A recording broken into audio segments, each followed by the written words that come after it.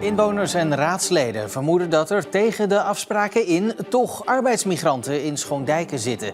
Ze eisen actie. Handhaven, kijken wat er daadwerkelijk gaande is. En verder in het nieuws vandaag. Een streep door de stoelendans in Oostburg. En wat vinden ze in Terneuzen van hun nieuwe burgemeester?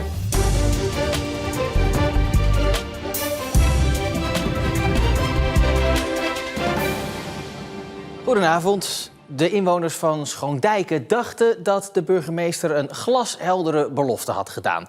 Geen arbeidsmigranten in de Weststraat. Maar volgens verschillende inwoners blijkt die belofte nu boterzacht en gebeurt het toch. En ik zeg, we worden belogen en bedrogen door de wethouder en de burgemeester. Schoondijkenaar Ronnie de Wever wint er geen doekjes om. De ontstane situatie in de Weststraat in zijn dorp zit hem en andere omwonenden tot hier. Ze zeggen dat hen is beloofd dat deze 2 panden aan de Weststraat niet verhuurd zouden worden aan arbeidsmigranten. En dat gebeurt volgens hen nu toch. Jazeker, dat weet ik zeker ook al van foto's. En daar komen hier busjes s'avonds rond 6 uur en 's morgens vertrekken ze. Ik denk dat er misschien tussen de 12 en 16 zitten.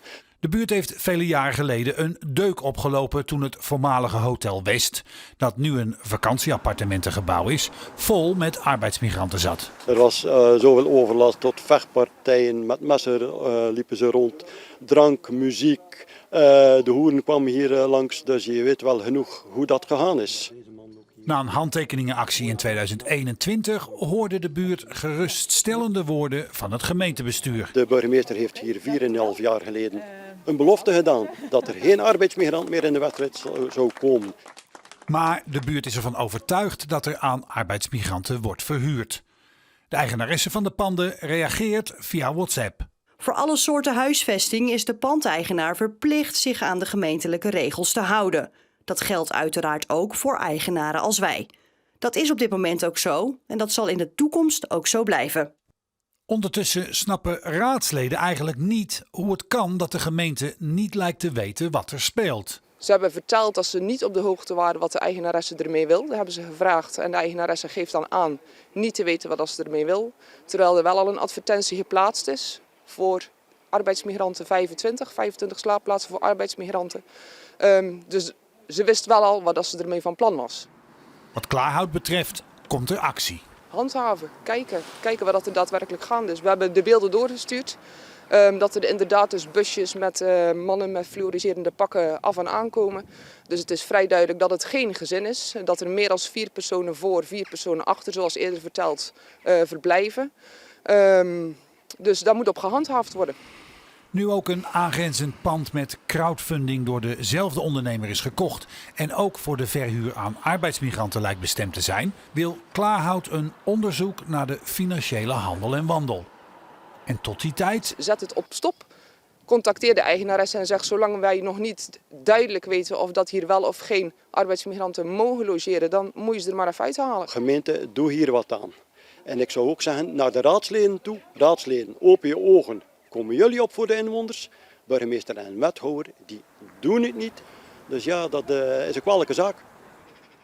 De gemeente Sluis wil niet voor de camera reageren, maar laat schriftelijk weten dat er oriënterend overleg met de eigenaar van de panden wordt gevoerd. In Goes is vandaag de nieuwe ringbaan geopend. Het is maar een klein stukje nieuwe weg langs het spoor en de meubelwinkels. Maar volgens de gemeente is het wel een belangrijk stukje om de haperende verkeersdoorstroming aan te pakken en de verkeersveiligheid voor fietsers te vergroten. De 13 Zeeuwse gemeenten hebben vandaag een eerste stap gezet om van het aardgas af te gaan. In 2050 moet het zover zijn en de Zeeuwse gemeenten willen daarvoor gaan samenwerken. Nou, we moeten naar aardgasvrije wijken toe in 2050. Nou, dat proberen we niet alleen te doen. Dat willen we eigenlijk niet alleen doen, dat proberen we vooral samen te doen. Hoewel 2050 nog ver weg is, moet er nu al wat gebeuren. We gaan het niet allemaal op de laatste paar jaar aan laten komen. Dus er zijn een paar gemeenten die al de eerste stappen aan het nemen zijn. En dat is nog niet zo van in dat jaar is hier geen aardgas meer. Maar wel de bewoners bewust te maken en mee te nemen in dat proces. Dat blijkt nodig, want niet alle Zeeuwen kijken tientallen jaren vooruit. Dat zien we dat op dit moment bewoners daar nog niet zo mee bezig zijn. Maar daar proberen we ze wel ook in te begeleiden. Jullie smeren olie in de energietransitiemachine. Ja, maar dan een duurzame olie, hè? Er blijft steeds minder over van het oorspronkelijke plan om heel Oostburg klaar te stomen voor de toekomst. Met goede zorg, onderwijs en andere voorzieningen dicht bij elkaar. Het project waarvan de voorbereiding nu al ruim 4 jaar loopt, gaat zorgorganisatie Zorgzaam te traag.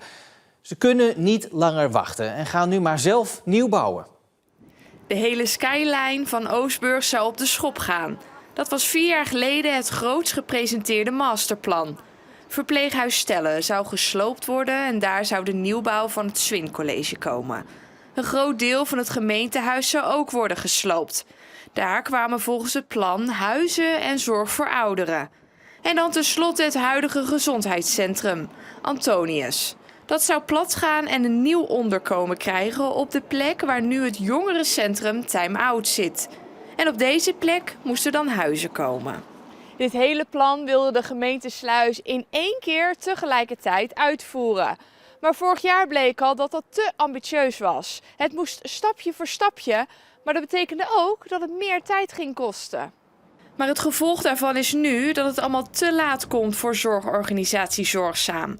Zij kunnen niet wachten op al die verschuivingen en verhuizingen en gaan nu toch maar nieuw bouwen op hun eigen locatie. Het besluit van Zorgzaam betekent ook dat de gemeente aan de slag moet met een nieuw plan voor de onderwijscampus in Oostburg en het gemeentehuis. Een opvallende subsidie van ongeveer 2,5 miljoen euro voor het financieren van grazende koeien en schapen in het verdronken land van Saaftingen. De dieren die daar grazen hebben te veel van de PFAS-chemicaliën in hun bloed, waardoor ze niet meer verkocht kunnen worden. Die inkomstenderving wordt met de subsidie dus gecompenseerd door onder meer de provincie. Het besluit betekent dus wel dat er dieren het gebied ingaan die moedwillig worden blootgesteld aan PFAS. Wie door de gemeente Sluis rijdt, ziet honderden van deze verlichte sterren. En er is 1 vrouw die al die sterren zelf heeft gemaakt, met de hand. Gewoon lekker bezig zijn, niet nadenken en lekker een beetje vreubelen zo, maar is gewoon leuk. Dus een aantal op een jaar maak ik er en dan ben je er lekker mee bezig. De afgelopen 5 jaar heeft ze zo'n 1000 sterren in elkaar gezet. Dit jaar kreeg ze een grote order, waardoor ze al in januari moest beginnen. In de zomervakantie, toen iedereen het zwembad dook, zat mama met kerstlichtjes te vreubelen. Maar gelukkig is haar werk allemaal niet voor niks. Ja, heel veel leuke reacties van mensen die dan zeggen van, oh, dat ziet er zo gezellig uit. En ja, dat doe je uiteindelijk ook wel een beetje voor jezelf dan eigenlijk. En je kleinkinderen die zeggen, kijk oma, die heb jij toch gemaakt? Tuurlijk jongen, dat heeft oma gedaan. Dan naar Frank Weerwind, de nieuwe waarnemend burgemeester van Terneuzen. Oud-minister van Rechtsbescherming die Erik van Mergenboer opvolgt, omdat hij eind november opstapte. De 61-jarige Weerwind maakte gisteravond kennis met de gemeenteraad. Het stadhuis in Terneuzen leek even een echte showtrap te hebben toen Frank Weerwind en Hugo de Jonge met de pers kwamen praten.